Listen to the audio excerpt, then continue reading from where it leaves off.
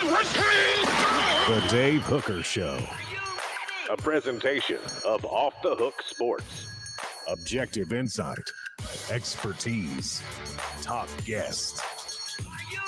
Available on YouTube, Apple, Spotify, and the Off the Hook Sports app. Download now for free.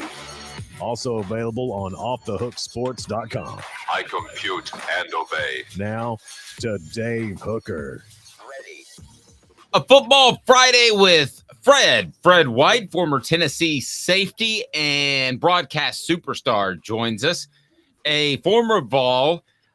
He shares some information about an illness that he suffered last year that really hurt him in terms of not only his final season at UT, but also his draft status. We'll get into that. Quinn Ewers or Joe Milton are viewed very different by some scouts, despite the fact that they're about equally productive. Also, coming up on the program, Joe Milton talks a little trash, and this is going to take hold and will be a factor in Gainesville. I can promise you that. Tennessee football, will they be a top 30 program of the college football playoff era after this season? We've got a lot going on, and there is potential for the Saudis to invest in college football. What would that do to your fandom? Hello, Caleb Calhoun. How are you, sir?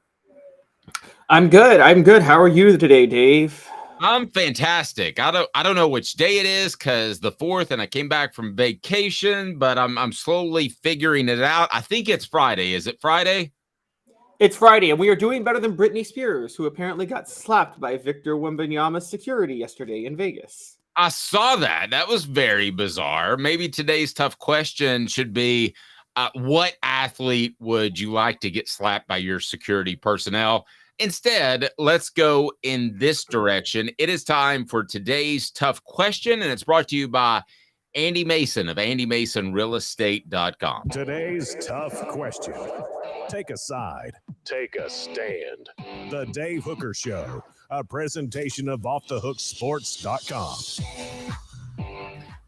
All right, we like to give away stuff, and then gave away a shirt yesterday. We're going to give away another shirt today. If you can tell me who should be the Vols cover athlete, because in a little bit, I'm going to tell you who represents Tennessee at SEC Media Days, not next week, but the week after. But Kobe Bryant, the late Kobe Bryant, was named the cover athlete for NBA 2K24. So if there was a UT college football game, which there's not even a college football game for some reason, they can't figure that out. But if there was one for the University of Tennessee headed into the season, who should be on the cover? Who should be on the Vols cover of, let's call it, Tennessee Football 2K? There you go, Caleb. So I'm going to save my answer till the end. Whoever nails it wins a Off the Hook Sports t-shirt. So we love to give those away. Caleb, who do you think should be on the front before we get into that admission of a serious illness that affected Trey Flowers' career? I'm going to stay in the spirit of Kobe Bryant and honor, and I think in that spirit, you honor somebody who has passed, who's a legend with the program, at which point I go with Johnny Majors. Guy played for Tennessee, came home to Tennessee after winning a national title when the program was in shambles to rebuild it. Yeah, he didn't win a national title as a head coach, but I still think you can't get more Tennessee than Johnny Majors. All right. If you can match who would be on my cover for UT24K or whatever we want to call it, then I will hook you up with a Off the Hook Sports t-shirt. Now let's get to Trey Flowers, who talked about an illness he dealt with last year. And it's kind of one of those situations that, like Chris Lofton, you kind of feel bad for questioning him after when he shares this fact. Trey Flowers said on his Instagram account, I guess it's time to update the world on what I've been going through. These past months have been some of the hardest of my life. I was diagnosed with something called myositis. Myositis, in shorter words, is weakness and inflammation in the muscles in the body. And basically, my body was fighting against itself. Sounds like an autoimmune disease. This disease attacked my body so fast, I didn't understand why I was feeling The way I played my last football season, not even knowing I was dealing with. I knew something wasn't right because I didn't feel like the player I know I am, but I continued to push through. It took months just to figure out what was going on. I had zero answers. The good news, he states, after I found out what was going on, I started my treatment ASAP. During my treatment, which I started back in February, I was unable to do any extraneous workouts, no senior bowls, no pro day. Good news is I was recently cleared to start working out again. I know God has the last say. So my head high, and I'll forever stand on 10. So you were one of the ones, Caleb, that I thought was the most optimistic and positive about Trey Flowers in particular. And you said he probably covers up for a lot of mistakes. So kudos to you for pointing that out when it was easy just to say, oh, the defensive backs are terrible. That was the easy way to say it. My heart breaks for the young man because it's such an important season, much like Chris Lofton, who played with testicular cancer in his final year. And everybody wondered what was wrong with Chris Lofton, that's just not Chris. And then we figured out when he shared the information of the cancer diagnosis that occurred during his senior season. So what's your take on this Trey Flowers situation? Since you've been high on him, it makes me wonder if you think that in a year or two, he might be a solid NFL player after he's been healthy for a while. Your thoughts, Taylor?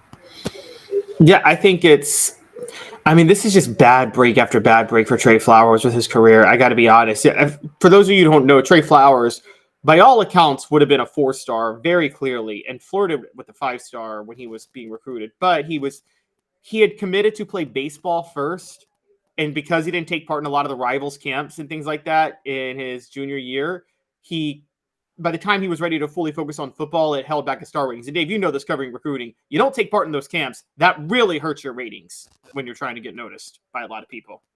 Absolutely. It can be the difference between 4 scholarship offers and 14, 15, 16 scholarship offers. I'll give you an example.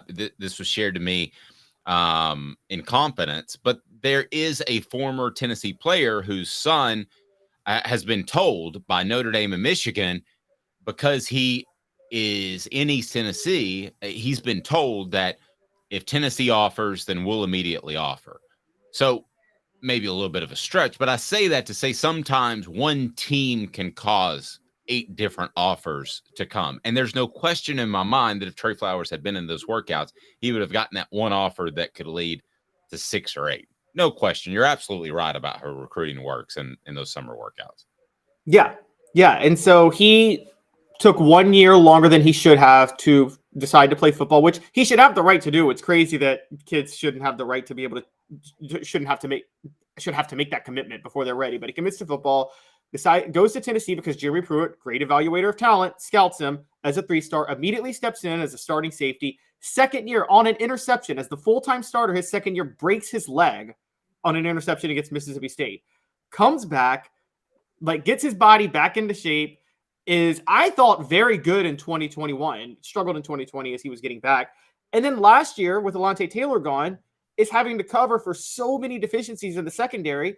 I still thought had NFL potential. And then we realized this story where he was playing with myositis. Now I'm like, wow, if he didn't have this, he could have been way better, because if I'm seeing it, other scouts are seeing it. Other scouts are seeing that he's covering for so many other deficiencies despite how bad the defense is. I know that much. And I'd been wondering why he didn't at least didn't warrant a look at Pro Day, at the Combine, or at any of these Senior Bowl things or whatever. And now we're seeing why, because he couldn't. And it's just it's just the worst timing with him. I feel so awful for him, but I'm so glad this is out there. I'm so glad that he's able to continue his workout and playing career now. I think there's a spot for Trey Flowers on some roster. I was always a huge fan of him last year, and I still think Tennessee's going to miss him this year. Okay, so I want to ask you that. You do think that there's a spot on the roster. Can he be a starter? First, I want to tell you about AndyMasonRealEstate.com. Best service, best prices in the biz. AndyMasonRealEstate.com. Over 40 years of combined experience in his office. He's phenomenal. Getting ready to make a real estate move. AndyMasonRealEstate.com is where I will go. So, Trey Flowers, let me ask you this. Will he be a starter, or will he be roster, starter, Pro Bowl, All Pro? 4 levels. Roster. I don't see starter, Pro Bowl, or All Pro, but I do see a roster guy. I see a roster guy. If he's 100% healthy, I'm not going to rule out starter. Now, he has to fall in the right situation like everybody does, but I won't rule it out. I will say that I agree with you. However, I think it's going to be roster. Be sure and hit that like button, subscribe if you haven't to this point, and turn your notifications on before we get to another topic. We got Joe Milton talking some trash in a little bit, and somebody on the message board said, how did Lane Kiffin come up? Well, it came up because of this. He's joking, and I ask you, who should be Tennessee's cover figure on let's say UT 2K24 game, because the late Kobe Bryant is going to be on the NBA 2K24 game. So if you are able to tell me who my pick is at the end of the show, then I will hook you up with an Off the Hook Sports shirt. And well, if it's Kiffin, let's just go all in and do Lane Kiffin, Bruce Pearl, and Donnie Tyndall, man. Let's get them all. Let's just be a heck of a shirt, wouldn't it? It would. I mean, it's you, Dave. You had the greatest, you got to cover a year where Tennessee had Pat Summitt, Lane Kiffin, and Bruce Pearl. All 3 of those guys were at the same school for a year. I still look back, I'm like, that's incredible. Yeah, and I said to myself at the time, I said, this is good stuff, and it's not going to continue. Both the success and the sensational nature of the program. And sure enough, it didn't. And it got bad. Now, I didn't think it was going to get that bad, of the decade of dysfunction, as Mark Nagy calls it. But no, that was a pretty special year. Pat Summitt was just the all-time great to cover. She was fantastic. So let's get to some Quinn Ewers, or Joe Milton, as a 2024 draft prospect, because Joe Milton is not even in the first round of the mock draft. That does not surprise me. This, according to ESPN. Quinn Ewers, however, was a top 10 draft prospect. So I want to go through some of the stats and do a comparison on these two guys. But let me go ahead and just clarify right now. Scouts at both the college and NFL level think more of Ewers than Milton right now, significantly. Ewers got a perfect ranking in 247 Sports prospect ranking. Joe Milton was just a 3-star. Now, both have transferred. I don't think that's held against Joe Milton. I don't think that's even a factor anymore. You used to hold that against people in the draft process. But before we get into some of their college production and what they've actually done, which is pretty similar, let me get your thoughts on comparing Quinn Ewers and Joe Milton. Ewers, of course, of Texas. Yes, so this came up because we were looking at like you talked about, a ranking of NFL draft prospects for 2024, and 3 quarterbacks were in the top 10. Now, Quinn Ewers was one of them. The other 2 were Caleb Williams, no issue there because he's a Heisman winner, and Drake May, who you and I both agree is the best quarterback prospect in next year's draft, bar none.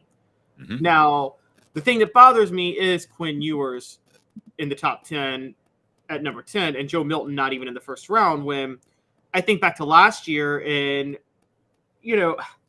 Anthony Richardson got hyped up to a top 5 pick. And what is Anthony Richardson? What is the standard for a top 5, top 10 pick here? Because if you go by last year's standard, Quinn Ewers wouldn't be a first rounder and Joe Milton would be a top 5 pick. But all of a sudden this year, Quinn Ewers is a top 10 pick and Joe Milton isn't a first rounder. I'm like, again, it seems like they change the standard randomly every year. And I think that's what kind of bothers me about this list, because I think that if you're going based off last year, you should consider Joe Milton a far better draft prospect than Quinn Ewers, because scouts are valuing the size, the mobility, and the arm strength. Which one of those things does Joe Milton not have? I mean, so I don't get this. No, it takes one team, and in Richardson's case, it was the Colts. So it takes one team to get you up there, and one team could fall in love with you and think that you're going to be this incredible player because of your tangibles, how far you can throw the ball. He's a much better runner than Ewers. I think we would all agree in that, even though I don't think we've seen the best of his running. And it takes one team to say, that's my guy. And I do believe that ultimately Milton and Ewers could be considered around the same place as long as Milton plays well. But I do believe they'll be considered for far different reasons. You bring up Richardson. I think that's a great reason. Ewers, however, I believe has better touch on the ball and better accuracy from what I have seen. Now let's take a look at the stats. If you want to look at the stats, I'm going to pull what Ewers has done at Texas. He's got a 132 overall rating. I think he played 2 snaps for Ohio State, but 58% completion percentage, yards per attempt, 7.4, 15 touchdowns, and 6 interceptions. So I'm going to pull what Joe Milton has just done at Tennessee. So I'm not going to get into the Michigan stuff, but he completed about 59% of his passes, 9.3 yards per attempt. Also, as far as touchdowns to interceptions, 12 touchdowns, hadn't thrown an interception at Tennessee yet, and has a 165 rating. So if you want to go by stats, it just makes your argument that much stronger. He's 30 plus points better in a quarterback rating than Quinn Ewers. So when I first saw this, when we had our 3:45 production meeting this morning, I thought, well, Ewers seems like a more solid prospect. But when you really look at the numbers, I don't think that's necessarily the case. I wonder if some people still think about that Ole Miss crazy play where he jumped out of bounds with no time left. That still sticks in my head, guys. I'll be honest with you. I've been called a Joe Milton hater. I'm not.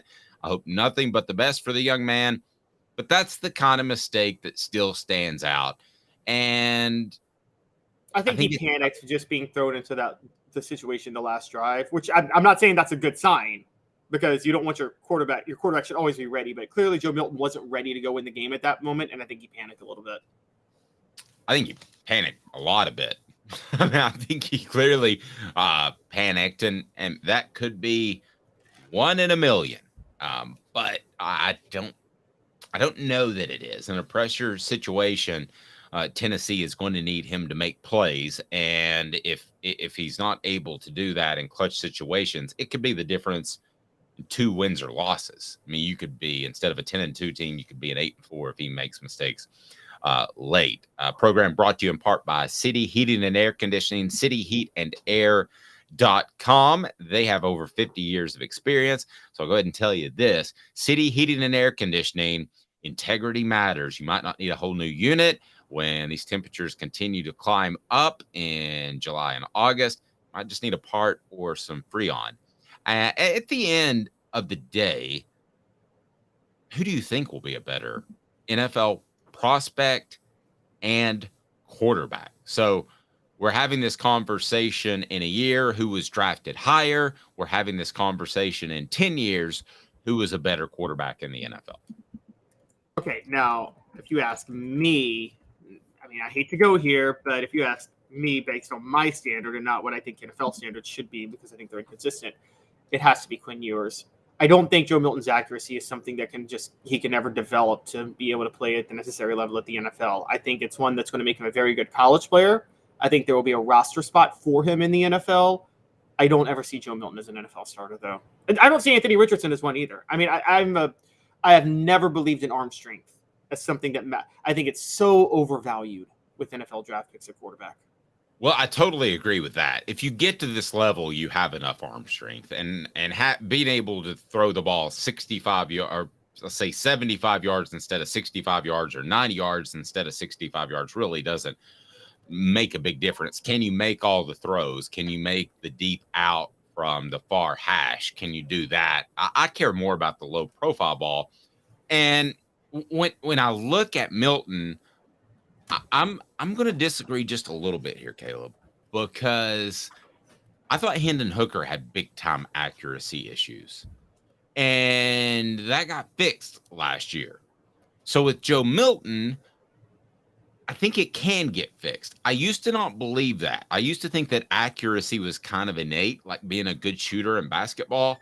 I think you can improve pretty drastically. So I'm gonna have to break with you on that with Hooker though, and I disagree with you about Hooker. Like, did it come and go in 2021? Yes, but I didn't think it was bad. It just turned out to be. It just went from okay to really, really, really good in 2022. We're asking Joe Milton to go. Joe Milton wasn't okay. His accuracy was horrendous. I mean, horrendous. And I don't know if you can go from horrendous to good. Okay, well, let's put it this way. If Hooker was a B-, C+, he went to an A+, right? Last year, I think we can agree with that. I'd say A-. He still missed on some throws last year. So I'd say A-. Yeah, and I don't want to lean on completion percentage, but it was really high. So anyway, we'll say A-. So he went a full grade. Joe Milton's a D? He was an F 2 years ago. I mean, he was an F. That it was horrendous how bad his accuracy was. Well, that makes me wonder about your thoughts on Tennessee, because you said that you think they'll win 10 games. If he's an F or a D, they're not going to win 10 games. I think Joe Milton can go up 2 full letter grades because he's been in the system for 3 years now. So, but that's getting him to a C. And I think a C is all you need in Josh Heupel's system to be okay. You need better than a C in the NFL. Pretty good point. I like that. I like all of that. At the end of the day, I got to see some games. I'll tell you at the end of September who I think is the better NFL prospect. But right now, I would say Ewers. I think that could change. I'm leaving the door open slightly, taking the, I guess, easy way out. But I'm not 100% sure. Now, Travis says his accuracy wasn't the issue, or he wouldn't be playing D1. It was a timing issue. There's probably some truth to that. There's probably a lot of truth to that. It's probably a little bit of both. Can you develop? And I guess timing you can kind of develop, right? You can kind of pick that up, which would be a good sign for him. Yeah, I think that he's going to be okay. Let's go back to his completion percentage, and his completion percentage at Tennessee has been 59%. What was Hendon Hooker last year? Hendon Hooker last year was 59%, right? I'm sorry, 69%. Yeah, Hendon Hooker pushed 70. But you got to remember, it's 59%, but in games that mattered, I mean, Joe Milton was 51.6% in 2021, and he went up to 64.6 this past year. I don't consider that improvement. So much of that was mop-up duty with Joe Milton. I mean, so much of it was mop-up duty. So the only game we have to go on where he showed accuracy was the Orange Bowl. Now, we don't know what to make of it because the Vanderbilt game, he wasn't accurate at all. All of his issues were still on display in the Vanderbilt game, but it was raining in that game. And then the Orange Bowl happened. Yeah, the weather conditions were horrible. Talking to Cooper Mays and Jacob Warren on the Vol Report, they said it was worse than it looked on television. So you can go one way. You can say that the weather conditions were terrible. His accuracy was terrible. It was because of the weather. And then on the flip side, you could say Clemson didn't really want to play and they weren't motivated to play. I think it's probably somewhere in between. Where he'll be different, and what I really like about Joe Milton is the intermediate over the middle passes, the low profile passes, the little darts. I saw enough accuracy out of the Orange Bowl to believe he'll be really good on that. Now, is he going to be good on the other touch passes? That's a whole different question. Fred White coming up next. We always enjoy talking to Fred White. Be sure to hit that like button, subscribe if you haven't, and turn those notifications on. Fred White coming up next with Caleb Calhoun. I'm Dave Hooker, Off the Hook Sports. Sun, sand, and salt water, the beach is a very relaxing place. Unless you wear contacts. Ow! Open your eyes to the best the beach has to offer with LASIK vision correction from Campbell Cunningham Laser Center. Hi, Mike Davis here with City Heating and Air, reminding you to always dare to compare. Our team provides quality local heating and air service, installation, and maintenance across East Tennessee. We use only the best equipment like American Standard heating and air conditioning for your residential, new construction, or commercial needs. Honesty, dependability, and customer satisfaction have been the cornerstones of our business since 1961. City Heat and Air. Dare to compare.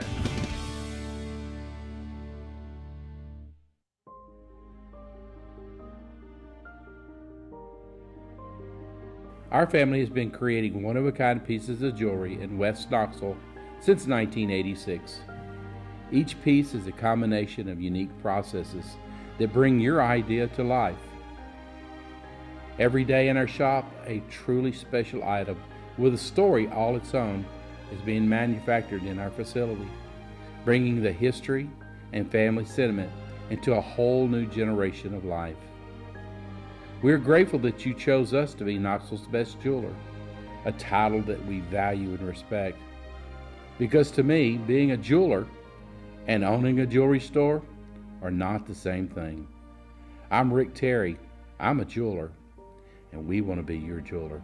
Kingston Pike and Campbell Station Road in the heart of Farragut, and downtown on Gay Street right next to the Tennessee Theater. When you want a hard cider that's easy to enjoy, one that's crafted to perfection, you need Tennessee Cider Company. Some say it's the signature cider of the South. Others say it's the cure to your craving. They all say you'll savor every sip. With a selection of ciders free to sample, all it takes is one taste. Visit tncidercompany.com for more information, as well as to shop our ciders and merchandise online. Thirsty yet? Doors open at 10 a.m. Who's this guy? Hello, who is it? The Dave Hooker Show, Who? a presentation of Off the Hook Sports, What? YouTube, Apple, Spotify, and the free Off the Hook Sports app. Back to Dave Hooker. Candidates for the UT2K24 game, because the late Kobe Bryant is going to be on front of the NBA 2K24 game. Travis says it's Joe Milton. Travis says it's General Nealon. Now, this is just for 1 year, guys. And if you're able to pick who I select, and I'll share that at the end of the show, I'm going to hook you up with an Off the Hook Sports t-shirt. I said hook you up. That's sounded really corny. I know, it's terrible. All right. So, by the way, my daughter shared something with me. She goes, I stole one of your lines, because everybody always asks when I say my name. They say, Booker? No, Hooker, just like the working women. That's what I say. And she stole that. And it sounds so much funnier coming from a teenage girl, if you think about it. Oh my gosh. Oh my gosh. As a 40-something-year-old dude. So we got to share dinner last night and talk about that. I thought that was pretty funny. Again, tell me who should be on the cover of this year's Tennessee football game, if there was one. And thank you, Jeremy, for saying best Tennessee podcast, Go Big Orange. We're so excited for the football season. We'll have daily guests lined up, some big names. We already have Josh Ward on Thursdays, Fred White on Fridays. So please turn your notifications on now. Be a part of what I think is going to be a special season for Tennessee football, and hopefully a special season for us as well. We'll be at SEC Media Days, not next week, but the week after. I have been told by 3 people I completely trust, and I wrote a column about it, about who Tennessee will take to SEC Media Days. And it's going to be Omari Thomas, Joe Milton, and Jacob Warren. So those are going to be the 3, and they're going to be at SEC Media Days. And the reason I bring that up is because I want to ask Caleb Calhoun. I'm going to give you 5 picks. Who should be on the cover of UT2K24, which is hard to say. Who pick 5 figures that, and see, I'll tell you if you get one of them that I think should be on the cover, I'm not going to give you a T-shirt, but you can have one anyway. Pick 5 guys, and I'll tell you if you pick my guy, because I think mine's going to be surprising. One of the hostesses that Lane Kiffin hired. No, I'm kidding. That's right. All of the hostesses. Give all Brittany of a them call. up front. Let's give Brittany a call. See what Brittany's up to.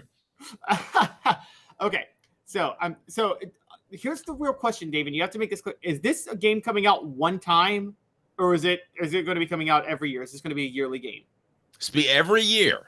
It's be every year. Every year. Yeah. Okay. So think this year. I think based off Travis and Tom's picks, I don't think I did a great job of explaining it. But is yeah, this this the is the inaugural game? Is this the inaugural game, or are we to assume that this game has been coming out every year? This has been coming out. Okay. All right. So we can't make this not the inaugural game. If it's the inaugural game, like Travis said, it's General Neyland. No question. But Yes. I'm pretending that last year it was Hendon Hooker, and the year before that it was gosh knows who, Jeremy Pruitt. Okay, well, if you're doing it for this year, then I think it's very clearly. I'm thinking of the players that we know are going to be like players on the team. So I'm going Jacob Warren, Cooper Mays, Amari Thomas. Funny enough, like we know those 3 are starting. I would add in. Okay, let's see, Jalen McCullough. That's 4. I'm at 4, and Okay. Tyler Barron. So your 5 are Barron, McCullough, Milton, Mays, Warren. No, Barron, McCullough, Mays, Warren, and Thomas. No Milton, because he might lose his starting job. Okay. You didn't pick my guy. How about that? How difficult does this get? It's pretty challenging. You didn't pick my guy at all. So whoever does on the message board, I will hook you up with an Off the Hook Sports t-shirt, and I will send it your way. You get to pick the color and size. So it's pretty cool. But no, you haven't picked my guy yet, and I think my guy will be a little bit of a surprise. And I think that I think it's very apt based off last year. How about that? Very, very apt. Does that give you any sort of hint? Look at it. He's struggling. All right. It's time for What the H? And it's brought to you by our friends at Zen Sports. Met with those guys yesterday, man. They are rolling along and doing absolutely fantastic. And the rewards they give are absolutely through the roof. Use the promo code HOOKED. I'll tell you more about it. What the H? What the? What was he thinking? Release the hounds. The Dave Hooker Show. Keep cool. A presentation of OffTheHookSports.com. All righty. So here's what Joe Milton said, and we are hooking up with Fred White. And no, he is not related to Reggie White. Good question. I never thought to ask that question, but he's not. So I guess we're all related in some shape, form, or fashion if we really go back. But no, they are not closely related at all. So Joe Milton had this to say when asked what it meant to beat Clemson while playing close to home. He said, quote, "I don't lose in Florida. I took that one to the heart. Pretty much take every game to the heart, but I don't lose in Florida." What SEC team is Tennessee playing in September this year south of Knoxville? I believe that would be Florida. Thoughts on Joe Milton trash talking? He said this at the Manning Passing Academy. I'm sure he didn't think it'd be out. It was on a Locked On SEC podcast. And your thoughts on Joe Milton with some maybe incidental trash talking? Well, I'm sorry. I know we don't like to do this during the segments, but I love Travis's WTF after playoff yesterday's show. Absolutely. Well, that's fun. Yeah. WTF does not mean, well, that's fun. We worked that out with Josh Ward yesterday. Let's bring Fred White into this. And Fred's appearance brought to you by Zen Sports. Fred, how are you, sir? I'm doing good. About you guys? Never better. Never better. So Joe Milton said this. He said, quote, about the Clemson playing close to home, the Clemson game in the Orange Bowl. It was very meaningful. I don't lose in Florida. I took that one to heart, pretty much take every game to heart, but I don't lose in Florida. Close quote. I think Tennessee plays at Florida in September. If I can pull up the schedule and double check, but I'm pretty sure. Is this trash talking? What do you think? I like it, honestly. I'm glad he don't lose in Florida. Keep that up. I mean, I'm okay with him saying what he said. Only thing about talking trash, you need to back it up. That's it. If you can't back it up, then you can't talk trash. But if you can talk trash and back it up, by all means, talk trash. Well, do you think he'll be able to back it up? We were discussing how he wasn't in any first round picks, mock drafts in the NFL, and Quinn Ewers of Texas was. Do you think he can back it up? Do you think he can take that next step? Because accuracy has been an issue. Well, that's the one thing I think he can. Do I think he can back it up? I think he can. I'm looking forward to seeing what he does. But it's, right now it's more potential than anything. Potential means you haven't done anything yet. I mean, you won a bowl game, yes. I think he did a good job in doing so. I think he's gotten better as a quarterback over time. And I think he has what it takes to really make that happen. However, Quinn Ewers, on the other hand, he started for a whole season. So it's not it's not necessarily a comparison of what the talents is or based on what the pre-draft stuff is, and the draft is not even a year. It's almost 9 months away from now. So, a lot can change in a year. It's very true. Fred's appearance brought to you by our friends at Zen Sports. And Zen Sports is the new sports book in Tennessee, revolutionizing the way you earn sports betting rewards. That means no more deposit bonuses that turn into deposit nightmares. And Zen Sports, what you see is what you get. With their cash rewards program, you get a lot of cash. For a welcome bonus, earn an unlimited 5% cash back on your betting volume for your first 15 days when you sign up with the code HOOKED. That's HOOKED. That's right. Unlimited 5% cash back. Keep betting and keep earning. You earn money with up to 3% cash back on your betting volume every month after that. And refer friends to earn a percentage of their betting volume as cash rewards as well. Zen Sports is bringing the cash back to Tennessee. So if you bet big on sports, you want to be betting on Zen Sports. Zen Sports betting just got better. We were discussing earlier, is Joe Milton struggled with accuracy, Fred, or was he struggling with timing in the times that balls sailed wide? I think you can say both at times. Accuracy on the deep balls, because some of those were overthrown, and that sometimes is timing. Working with those receivers on a regular basis and getting the same reps with those guys. But I think watching what he did in the bowl game, if he can build off just that one game. I know it was just one game, but building off that game, he had pretty good timing with those guys. And I'm watching him at the Manning camp throw this ball this is one of the hardest throws to make too, by the way, from the right hash to the corner of the end zone. He made that throw. I haven't seen many college quarterbacks be able to make that throw. That's the same throw that Jacob Eason threw against Tennessee. Yeah, they lost with the Hail Mary, Josh Dobbs to, Juwan Jennings there. I think that is one of the hardest throws to make in college football. In pro football, that's one of the hardest throws to make. Opposite hash to the corner, to the opposite corner, that's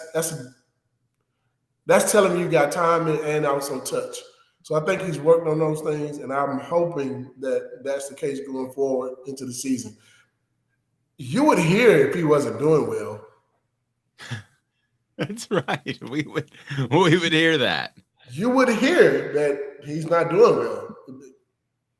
Somebody would let it be known that he's not doing well.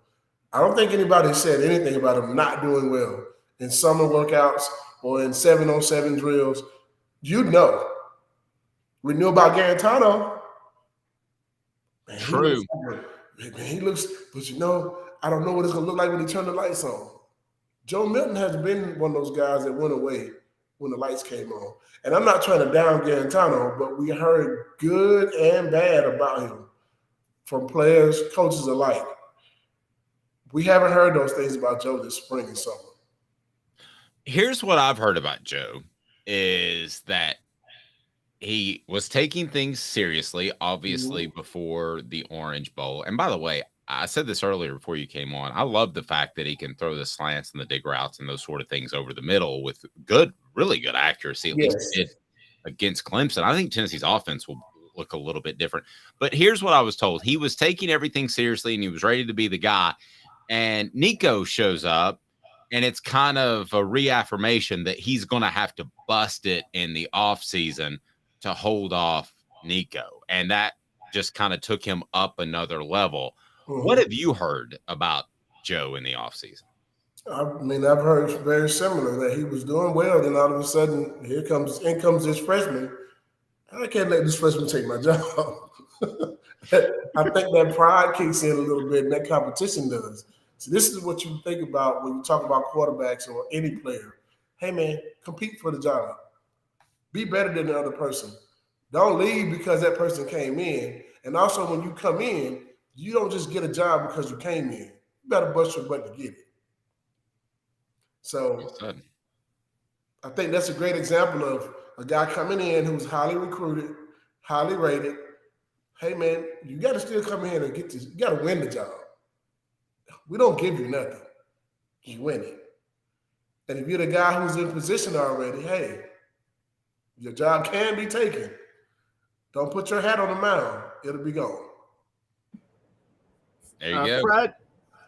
Fred, interestingly enough, with the Joe Milton comment, I wanted to ask you the most about it because I recall Fred White having a teammate at quarterback who came from Alabama and once mentioned that he never lost to a school from Alabama while he played at Tennessee.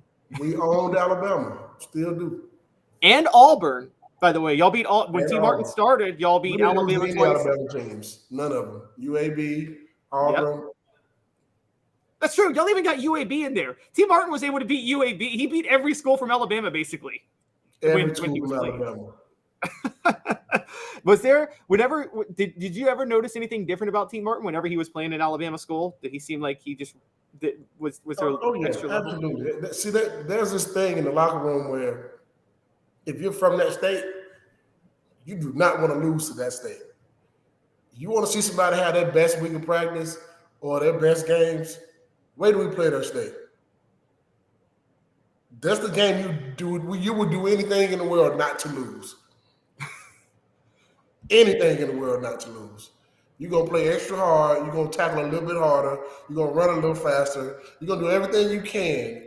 Scratch, clock. You do not want to lose to your home state. And if you're Jamal Lewis, you might have your breakout game. Yeah, but Fred, you guys got Alabama when they were down. Hey, man. You almost got tackled through the screen, man. Are you serious? You know how many first round draft picks they had on that? I know. They had an NFL MVP. They had some talent. They had a lot of talent. Yeah, they won a national championship in '92. So I mean, it's not like they were bad at all. They just had coaches that like to have affairs. Other than that, they were all good. Well, when Fred White played him, they just had a coach who just wasn't. No offense to Mike DeBose, Fred, but come on, he wasn't the brightest coach in the box. Yeah, I mean, neither was Jim Donnan or Ray Goff. So, I mean, drunken Ray Goff. I mean, but y'all shut down in '99 a future NFL MVP, and y'all just shut him down. That was the story of that '99 game at Alabama. Y'all didn't let Sean Alexander do anything on you guys. Yeah. Okay. Backstory, and I haven't heard it, but Fred's referenced it, and Caleb brought it up. So, what are your thoughts on Sean Alexander? I don't have any problem with Sean Alexander. I think Sean Alexander got a problem with me. Why is that? Well, part of my job on the team was I made it my job. I didn't anybody give me the job. I took the job on myself. I would go find out who were the top players on the team and figure out who their girlfriends or, if they had any kids or what their mama name was or whatever your name, your sister name, anything. I get all the information I could. And I found out what his girlfriend name was. Her name was Jennifer. Oh, no. And every time we played them, I made sure you knew that Jennifer was staying with me. Oh, poor Jennifer. I don't know if that worked out with the two or not, but maybe Fred was part of the reason it may not have. So did you see him after you guys played on the field? Did he bring up Jennifer? Are they still together, or do you know? Hey man, he don't even shake my hand when I see him today. You know the great part about it? That's before the WWW, when you could have easily found out his girlfriend's name. You actually had to put some work into it. I had a couple of high school classmates that went to Alabama. I called and asked the questions. Hey man, I need some information on a couple of players. Man, he got a girlfriend? What's his name? What's her name? Oh, really? Okay. Where's she from? Cool. Got it. Just a little bit of information goes a long way. That is. It's my equivalent of Dennis Rodman sending strippers to the players' hotel rooms when they were getting ready to play them the night before. You find out all the information you need from them, and then you just use it in the game. That's how you get under somebody. Wait, Dennis Rodman actually did that? Yeah, you didn't know I didn't know that. Yeah. I didn't know that. So did Eric Dickinson.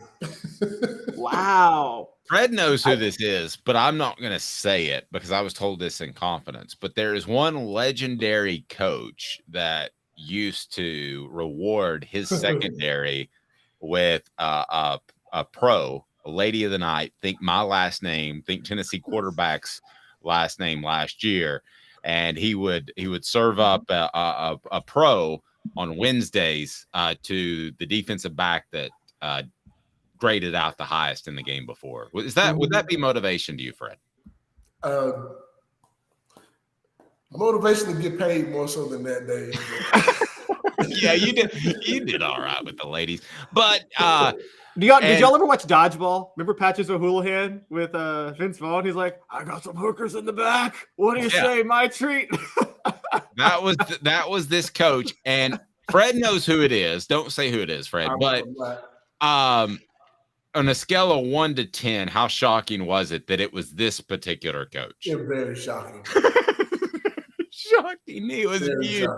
He was viewed as kind of this solemn, elderly gentleman, but yeah. So that's not public info. I'm sorry I can't share that, and he's not with us. I definitely want to share that one, Dave. No, I don't want to talk ill of the dead as well. Let's go ahead and get to 4 downs right now, where the topic is trash talking. 4 downs brought to you by crafttreats.com. 4 downs. 4 questions. 4 answers. The Dave Hooker Show. 4 downs. A presentation of offthehooksports.com. We're talking trash, and it's brought to you by crafttreats.com. Use the promo code offthehook. Get 20% off the various treats that they have for your pet, including the chill pills with the CBD that will help with your pet's anxiety, will help with your pet's arthritis, will help with your pet's digestive issues. Crafttreats.com. Use the promo code offthehook. We greatly appreciate it when you support our sponsors. So let's go ahead and get the first down, and Cooper Mays is the one who will bring us in on each and every down. Coop, what down is this? Coop here. First down. Thank you, Coop. So who was the best trash talker you ever played with? Me. Other than Fred. Raynold Thompson, Sean Ellis. They talked a gang of it. Yeah. We were the 3 guys on the team that everybody couldn't stop from talking. And we were going to say whatever was on our mind, and we meant everything we said. And if you ask any player that played on our team, when the next guys come up for our Celebrate 98. You asked them who the biggest trash talkers, and I guarantee you those 3 names will come up. What was we just on Celebrate 98, we just did Spencer Riley, and he is absolutely hilarious. And it's brought to you by Tennessee Cider Company. Use the promo code HAT to get some free swag. HAT. Whenever you order from Tennessee Cider Company, you can order their fantastic cider pretty much anywhere in the United States of America. But Spencer Riley, I didn't view as a trash talker, but could he talk some trash? Oh, absolutely. He was the only offensive lineman that actually would talk some trash. Everybody else was quiet. Cozy Coleman in a little bit, but Spencer Riley, yeah, he got it in. That's pretty awesome. So before we go to second down with this, though, so Fred, I hear a lot of trash that you guys did a lot of trash talk, that Al Wilson was so vocal, but who was the good cop to y'all's bad cops? Because, the Bulls, Michael Jordan was the bad cop and Scottie Pippen was the good cop. Did y'all have a good cop leader to Eric Westmore was probably the guy who they always went to try to get us to stop talking. Really? Needless to say, Eric was the guy who caught a lot of the, friendly fire from his teammates when they come trying to get us to stop talking. So, he was the Scottie Pippen. He was. I'm not going to. No. He was definitely not Scottie Pippen. Nope. Yeah. No. He was more Charles Barkley than Scottie Pippen. That's a pretty good comparison. Yeah. All right. Well, okay, so let's get to second down. Coop, second down. Cooper Mays here. Second down. Thank you, Coop. Who was, and you don't have to name him necessarily, but you can give me kind of a thumbnail sketch. Was there a player who talked a lot of trash that didn't ultimately back it up? You can tell me a player, or you can just kind of give me a thumbnail sketch. No, because if you talk trash, you had to back it up. If you couldn't back it up, we'll tell you to shut up. Okay, Brian Darden talked a lot of trash, right? He did, but that's different. That's different. He's talking trash in practice. We talk about talking trash in games, right? Oh, yeah. Either or. Yeah. There's a difference. He talked trash when he first got to school, but he didn't talk any trash after he got to school. There's a difference. Gotcha. Okay. I got a name for them. I got a name for Fred for his time when he played there. Steve Spurrier talked a lot of trash, and then y'all won 2 SEC titles. That all season he said all those things about y'all. Y'all won the SEC title the next 2 years after Steve Spurrier did that. That was the one reason why I was not able to do a lot of media back in the day. That's why Dave had to call me from my room instead of me doing it in the media room, because they did not want me to do any interviews. Because if Steve Spurrier, I did say something back one time, and that was the last time I ever did an interview until my senior year. There you go. Let's go third down, Coop. Tennessee center Cooper Mays here. Third down. Did trash talking ever actually get under your skin? Under mine? Mm-hmm. No. As a person? No. I know it's a tactic. I use it very well. Listen, you can't trash talk or trash talking. Hey, man, that's part of my game. I woke up every Friday with all the goods on everybody. So I knew what to use and how to use it in a game. So if you talk trash to me, I'm just going to go deeper. You do realize I know your mama name. You do realize I know what your daddy do for a living. You do realize I know your girlfriend name, your baby mama name. I even know your child's name. What do you know about me? I'm telling you straight facts. You're not telling me straight facts. You just trying to say something to try, get under my skin. I have done my homework. Yeah, it's one thing saying you bleepity bleep, and it's another thing saying I can't wait to hang out with Jennifer later tonight. What down is it, Coop? All SEC center Cooper Mays here. Fourth down. All right, what's the best line you've either used or heard? Please don't cite the one that you used on a fellow reporter in the car as we were driving back from Atlanta when we were scouting Eric Berry, because that's the best trash talking line I've ever heard. I can't even bring that up, baby. You brought that up. There's a few of them that I can't even say on air, so I don't even remember exactly which ones. I just know that I playing against Georgia, I knew all their girlfriends. I knew every last one of their girlfriends' names. I knew every last one of their baby mama's names or babies' names. I knew their parents' names. I've been knowing these guys since I was in high school. I've been talking trash to them since I was in high school. So they got it probably worse than anybody because I knew all of them. And I talked a lot of trash. I just remember walking into Sanford Stadium that one time and basically letting them know that this is still my house. you might go to school here, you might play here, but this is my house. I built it because I beat all y'all, and y'all ain't never beat me in nothing. Not badminton, not spades, not pity pat, not goldfish, not nothing. You never beat me in anything. So make sure you understand when I leave here, this is my field still. Good stuff. All right, so good night. Fred, how far would you have gone in the Rap Olympics in the 90s if you went? Say what now? I said when the Rap Olympics was a thing, how far would you have gone with all your skills? I wouldn't have gone far. I'm not good at rapping. Oh, you don't have the bars? But you got the trash talk though, which is half the battle. Yeah, but it don't rhyme. In order to be a rapper, you got to rhyme, right? It didn't rhyme. I'm just spit some real facts, and some untruths in there, and also some facts. I got the names correct. I know what they like. I know what they're doing, and I'm gonna make sure you know that they're gonna get a chance to do it in my city. In our city. So then, one of the competitors should have hired you as a consultant to do oppo research on everybody in the Olympics. Yes. And then they could have used that information.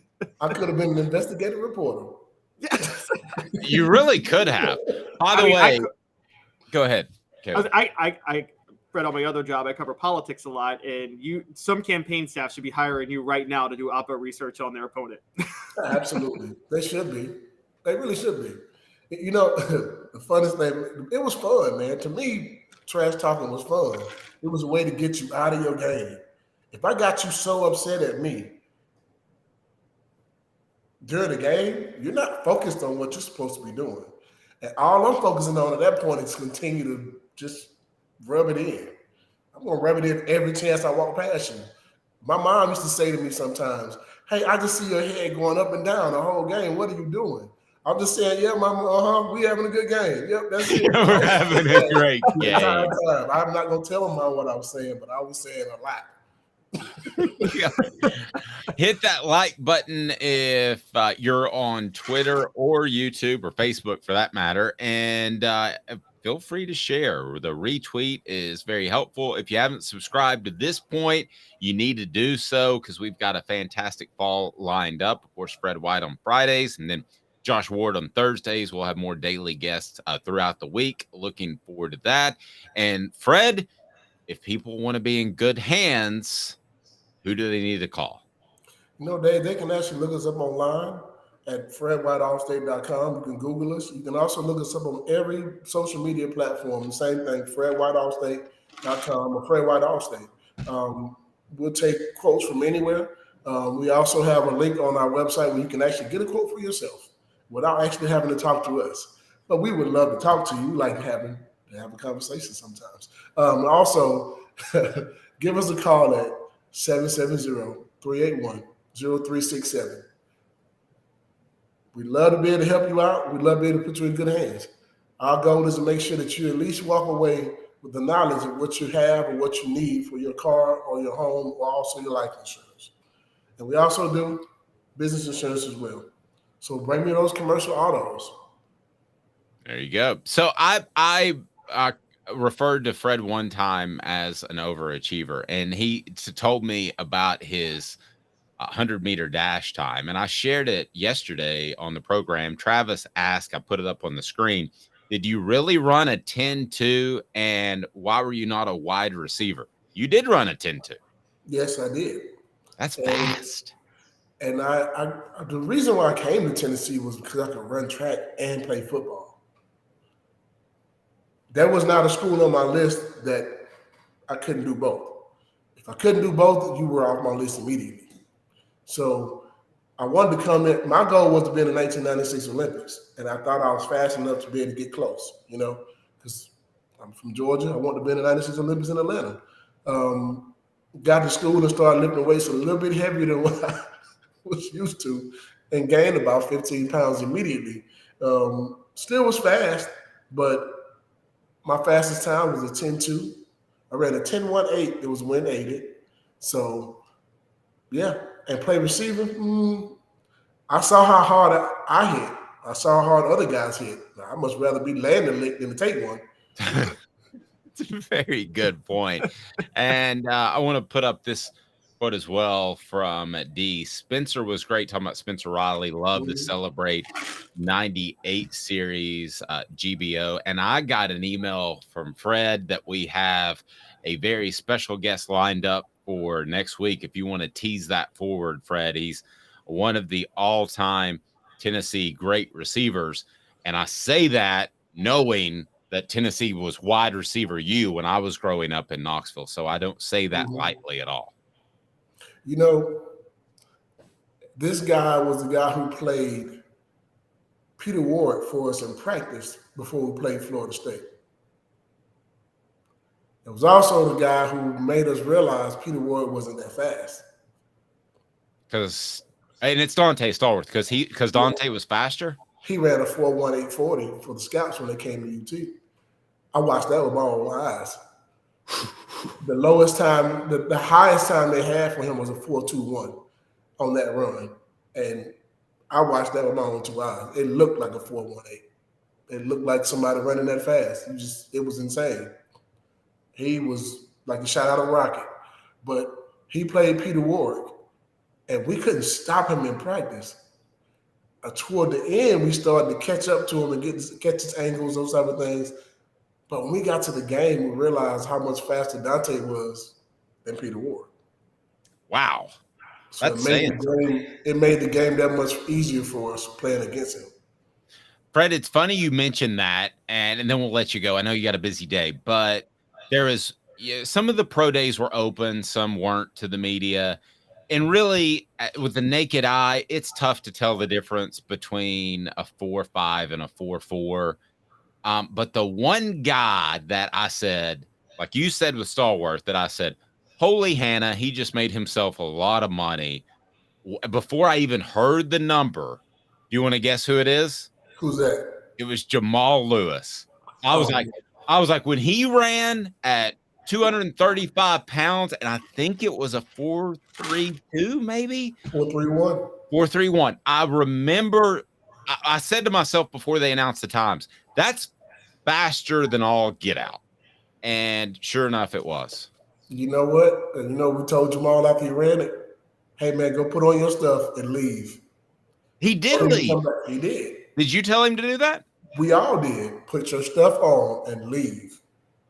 Go home. He did immediately leave the field. His family was there on an upper deck in the workout facility. They cheered, and he did, man. He just walked right out.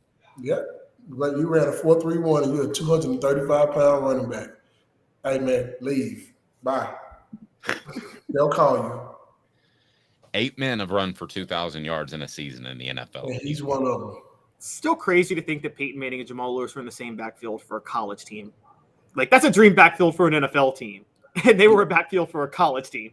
And that's the thing that we tell people all the time. Like, man, we were before our time. Our group was before our time. You had 3 great running backs on the same high school, on the same college football team. Offensive lineman, one of the best quarterbacks that ever played football. I mean, how much luckier can you get as a player, to be on a team like that? Pretty good football team.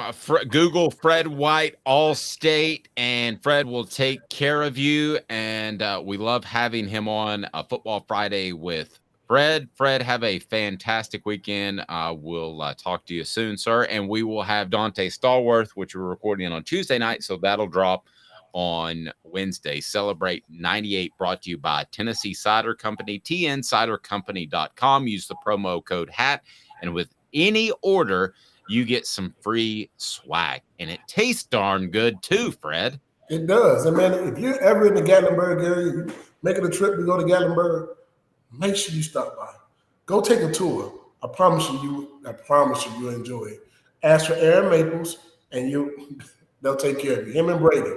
Those guys will do a good job for you. I promise you. I'm telling you, you're in good hands. You'll be in good hands there as well.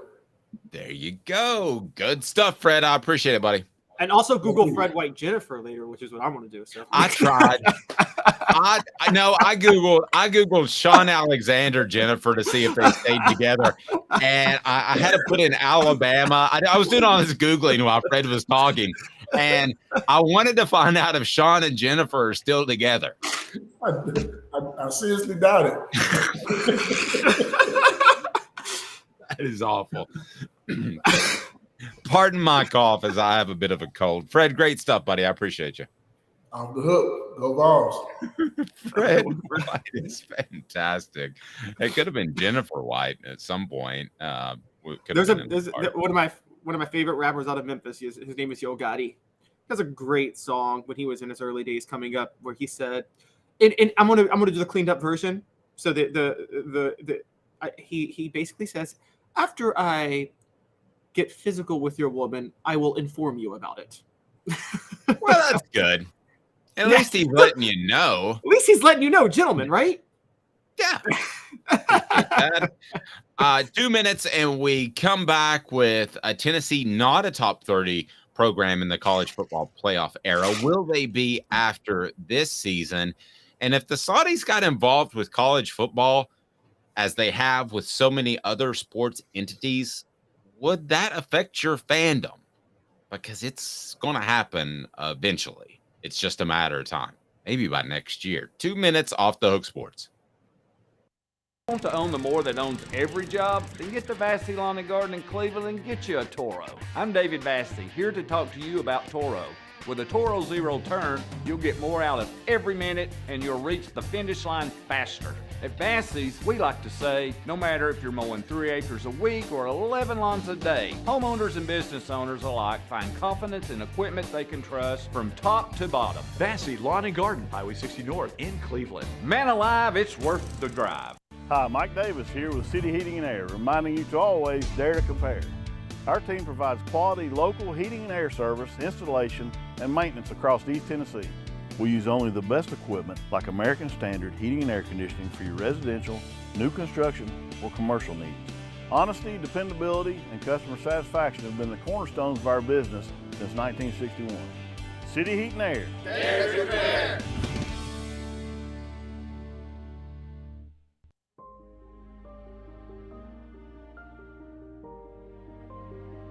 Our family has been creating one-of-a-kind pieces of jewelry in West Knoxville since 1986. Each piece is a combination of unique processes that bring your idea to life. Every day in our shop, a truly special item with a story all its own is being manufactured in our facility, bringing the history and family sentiment into a whole new generation of life. We are grateful that you chose us to be Knoxville's best jeweler, a title that we value and respect. Because to me, being a jeweler and owning a jewelry store are not the same thing. I'm Rick Terry. I'm a jeweler, and we want to be your jeweler. Kingston Pike and Campbell Station Road in the heart of Farragut, and downtown on Gay Street right next to the Tennessee Theater. With all that sun, sand, and salt water, the beach is a very relaxing place. Unless you wear contacts. Ow!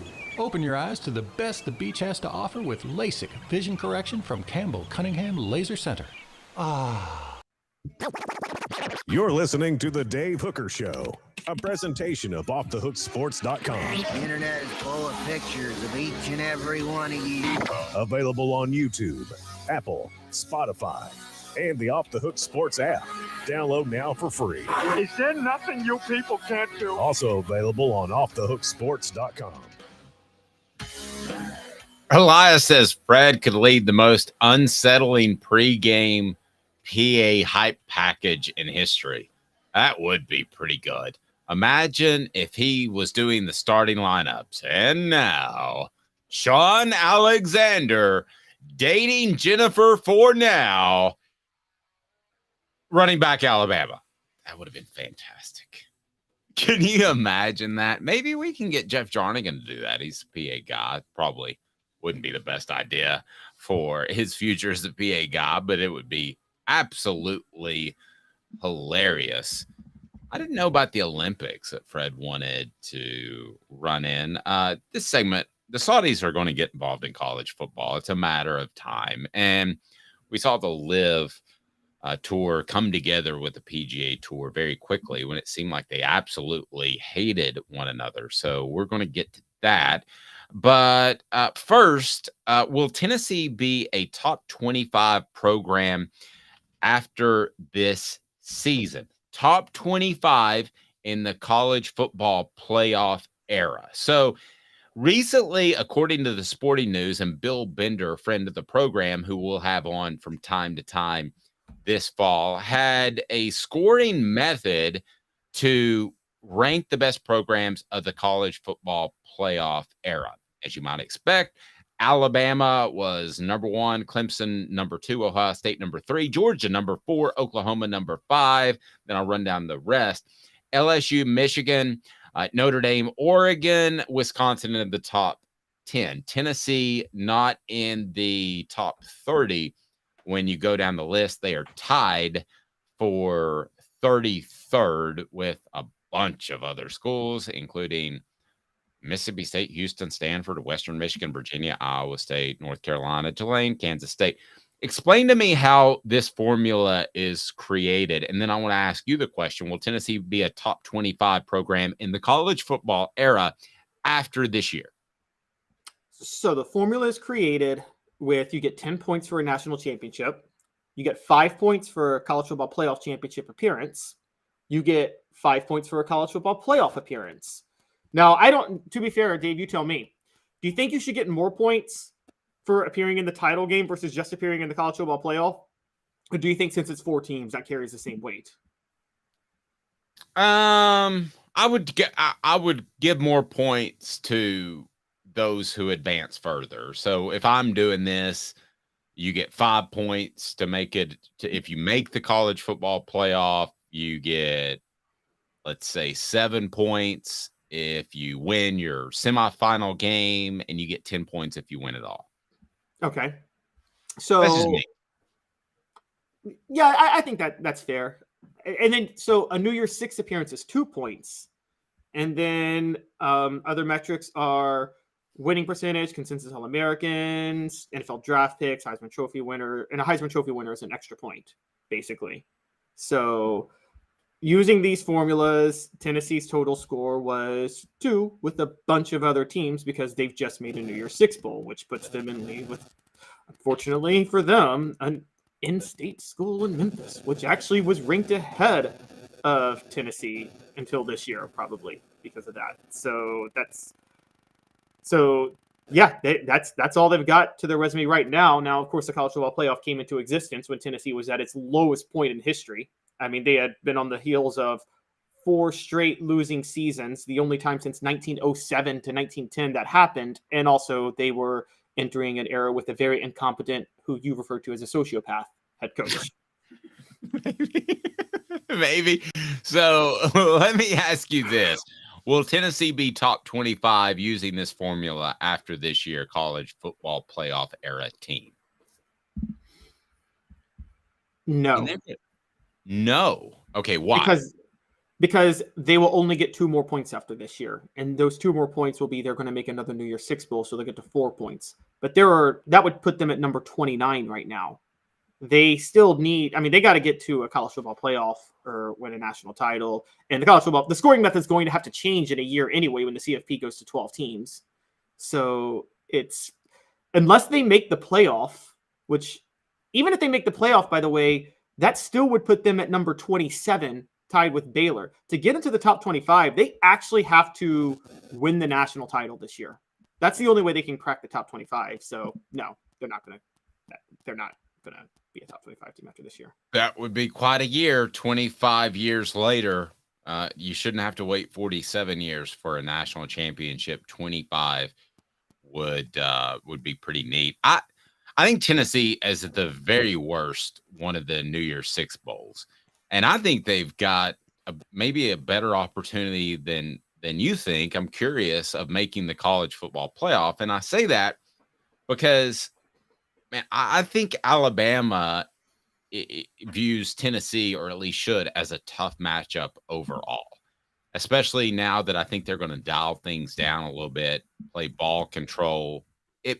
I could be dead wrong, Alabama fans, but to me, it feels a little bit like desperation in this day and age of up tempo. You're going to try to zig while other people are zagging. So it wouldn't surprise me actually if Tennessee made the college football playoff. I've got them predicted going 10-2, but at 11-1, they definitely make it.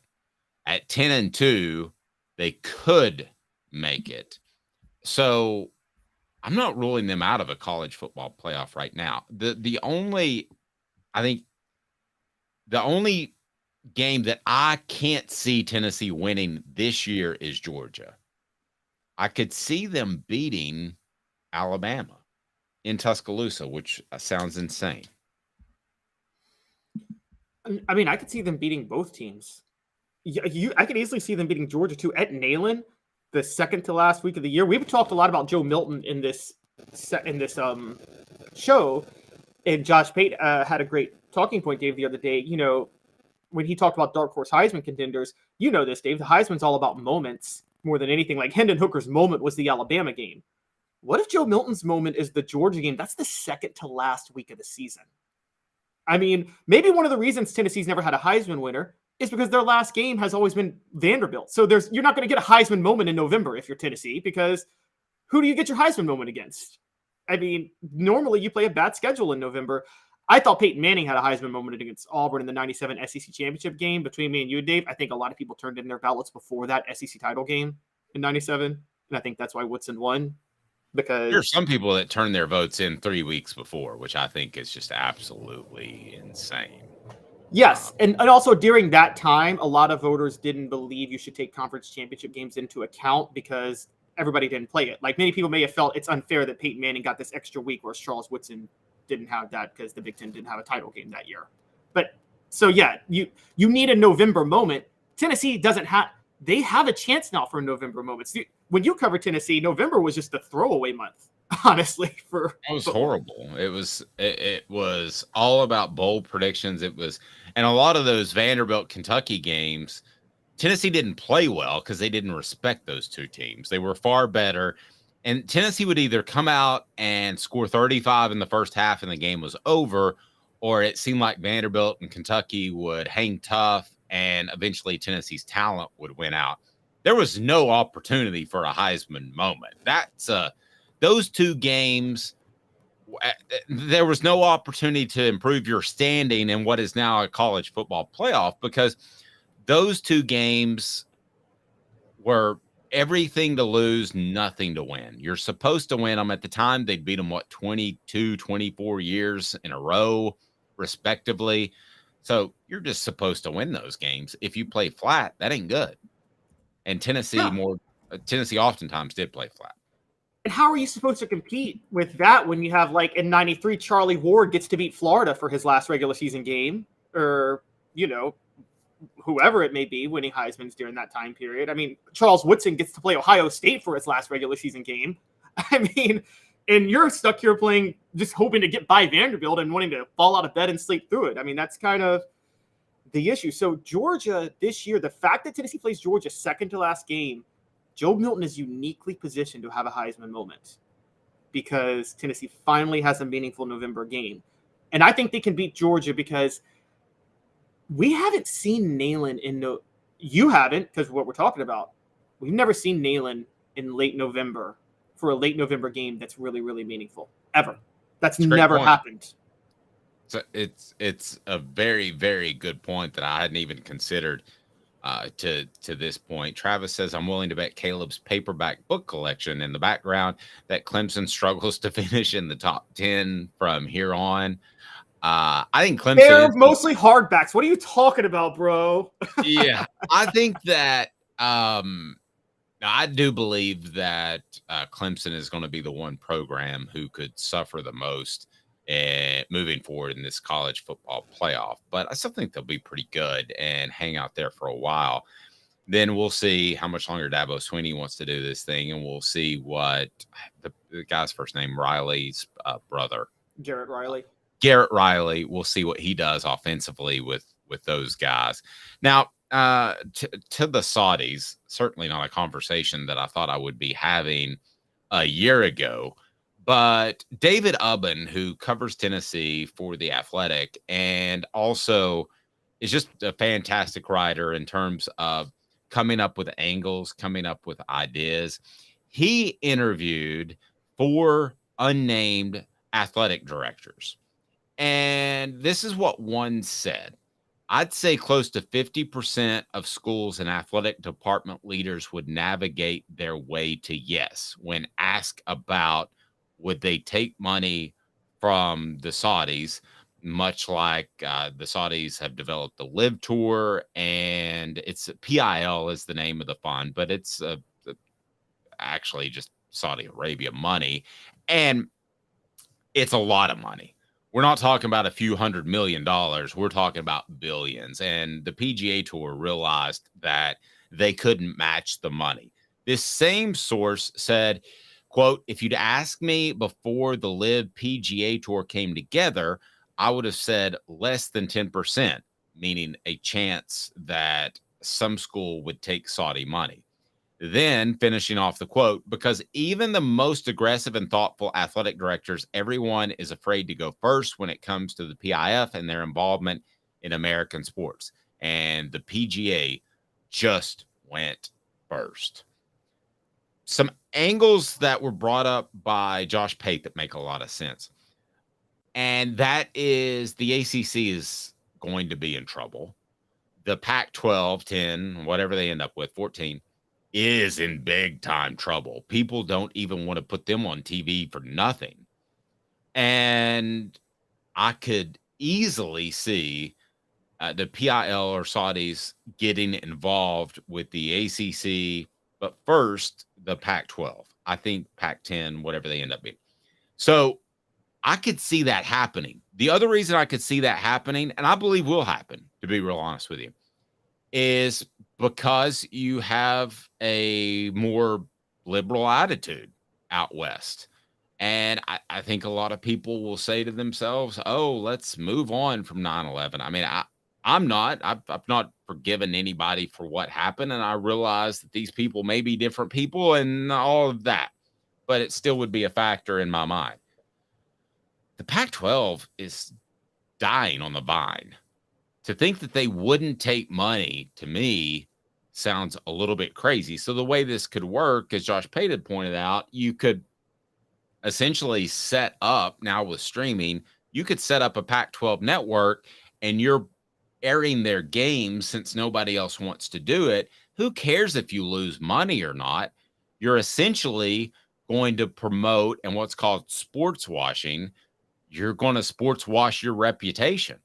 If you lose $100 million a year, Caleb, that's like you and me losing $5 a year. That's nothing. So I think it will happen, and I think it'll happen by next football season. That being said, how do you think that would affect people's thoughts on either that conference that they do it first with or college football as a whole? You know, here's where I think it's trickier. I actually break with you on this. I don't think the Pac-12 would not care about this, and here's why. They don't care that these Pac-12 teams don't care that much about football to begin with. So I think it's easy for them to take the principled stance. If Saudi Arabia buys my team, I'm not going to watch them. Whereas people in this, I think it'd be more likely if Saudi Arabia bought an SEC team, the SEC fan bases wouldn't go. I mean, look, you talk about liberal versus conservative. Golf is a very conservative sport. I mean, let's call it what it is. It's a very conservative sport. The Saudis just bought off all professional golf right now. Golf fans are still going to show up. This is the peak like patriotism crew, and they've just totally let. I mean, there was a golfer just a few weeks ago that went on TV and said we need to forgive for 9/11. I mean, the nerve of someone to say that, like, and I mean, you know, so it's time to move on. And then he said that, well, let me rephrase it. And it just got worse. Yeah.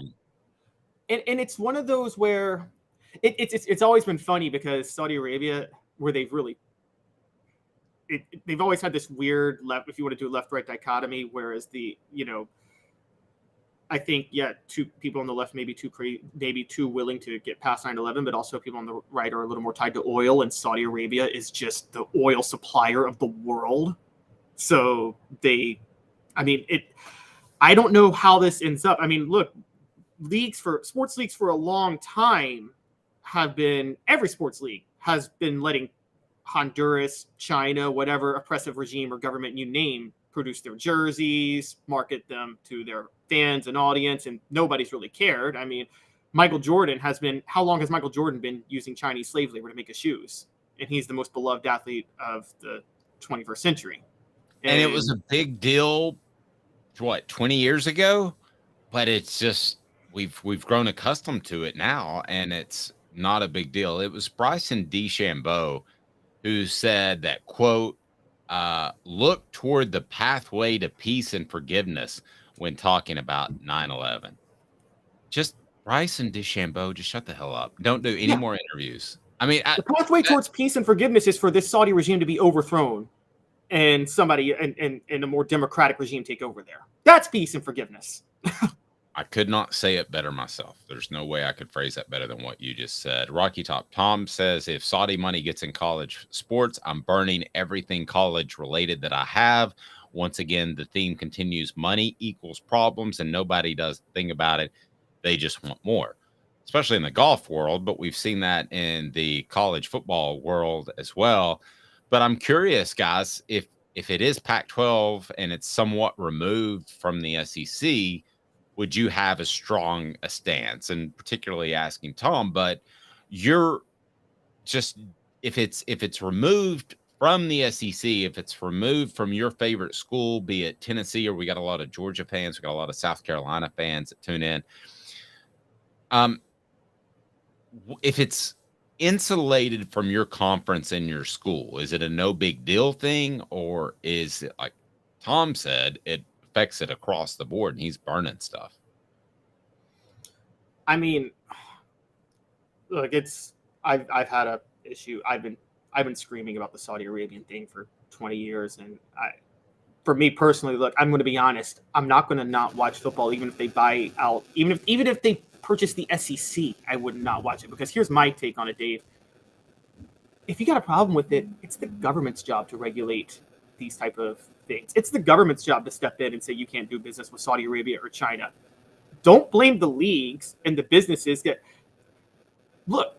Businesses and corporations and moneymakers are in the business of making money. That's what they do. They're amoral. There's no such thing as morality in markets and capitalism. Now, we believe in a capitalistic society because we think that's the best way to uplift communities. But then we believe that the government is the one to step in and kind of be the referees to say, okay, we got to set some moral boundaries in place. I would think a moral boundary would be don't do business with the country that facilitated the worst terrorist attack on our grounds in history. So how am I supposed to blame a conference or even the PGA Golf Tour when our government's out here? Our government makes Saudi Arabia our top ally. How can I sit there and blame these leagues when, and it was 50 years ago where Richard Nixon opened up trade with China?